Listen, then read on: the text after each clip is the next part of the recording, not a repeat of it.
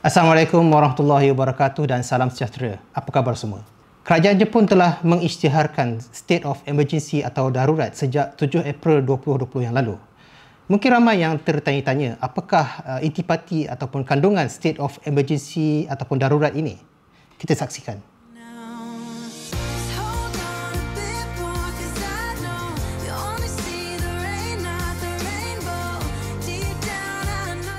Tuan-tuan dan puan-puan, sebelum kita pergi dengan lebih lanjut, saya ingin meminta kerjasama daripada rakan-rakan semua. Sekiranya anda merasakan kandungan channel saya ini menarik dan bermanfaat, saya dengan rasa rendah diri ingin memohon anda menekan butang subscribe di bawah ini sebagai tanda sokongan. Sekiranya ianya tidak menarik, tidak mengapalah. InsyaAllah saya akan cuba untuk memperbaikinya di masa akan datang. Terima kasih.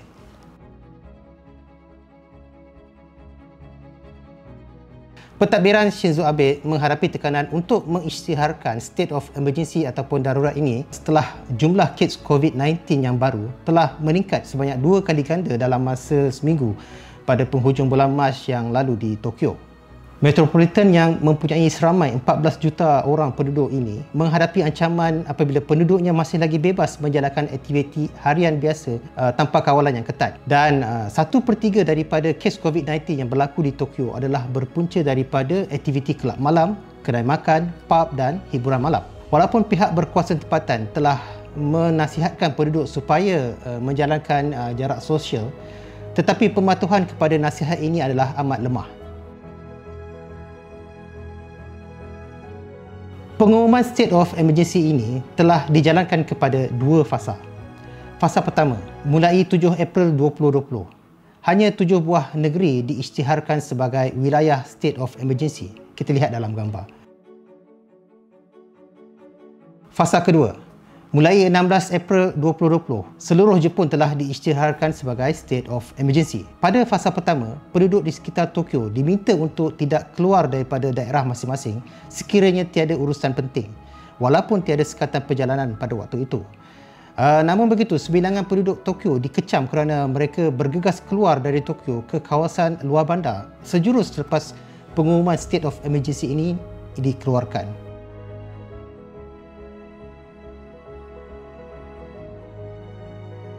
Tidak.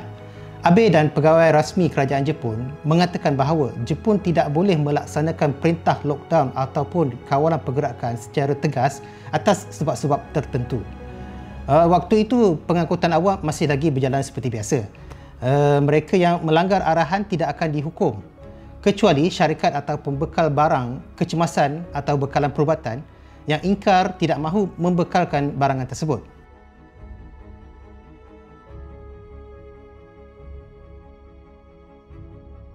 Ada 2 faktor utama mengapa perintah lockdown atau perintah kawalan pergerakan tidak dapat dilakukan di Jepun.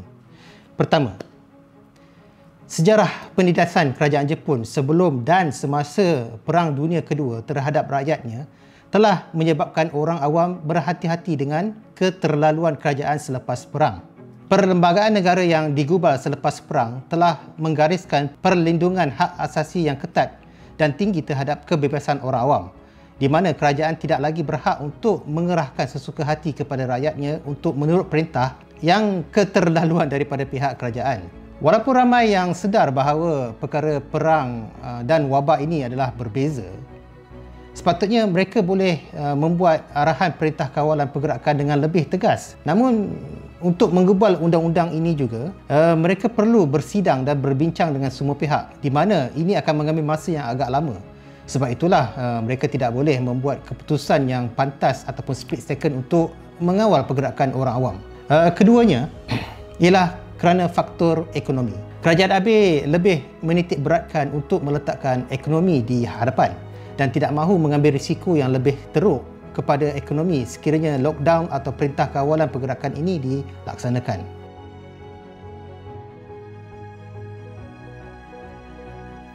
Antara langkah yang telah diambil semasa state of emergency ini ialah mereka membenarkan governor untuk meminta penduduk duduk di rumah. Governor juga boleh meminta penutupan sekolah, tadika dan rumah orang tua dan juga kedai dan perniagaan yang difikirkan tidak penting. Seterusnya, mereka juga boleh menasihati penganjur untuk membatalkan atau menunda apa-apa majlis, konsert ataupun pertandingan. Governor juga boleh meminta untuk menggunakan tanah persendirian atau hak orang awam untuk membina hospital dan kemudahan perubatan. Bank, kedai runcit, pejabat pos, farmasi dan sebagainya masih dibuka. Kedai retail dan tempat hiburan seperti panggung wayang, dewan konsert dan taman tema, mereka masih boleh meminta untuk ditutup. Ya, boleh. Penduduk masih lagi boleh keluar rumah untuk pergi kerja, melawat hospital dan membeli barang runcit. Penduduk setempat masih boleh jalan-jalan, keliling taman dan juga berjoging untuk bersenam di luar rumah mereka. Semasa pengisytiharaan State of Emergency fasa kedua, Perdana Menteri Shinzo Abe berkali-kali mengulangi permintaan agar orang ramai untuk duduk di rumah dan mengurangkan interaksi di antara orang lain sehingga 80%. Namun begitu, di pusat bandar Tokyo perniagaan masih lagi dijalankan seperti biasa. Kereta api masih lagi ramai penumpang yang pergi ke tempat kerja.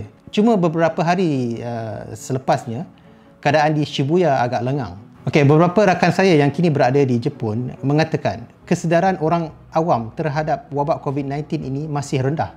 Ya, mereka masih bebas lagi bergerak ke sana kemari.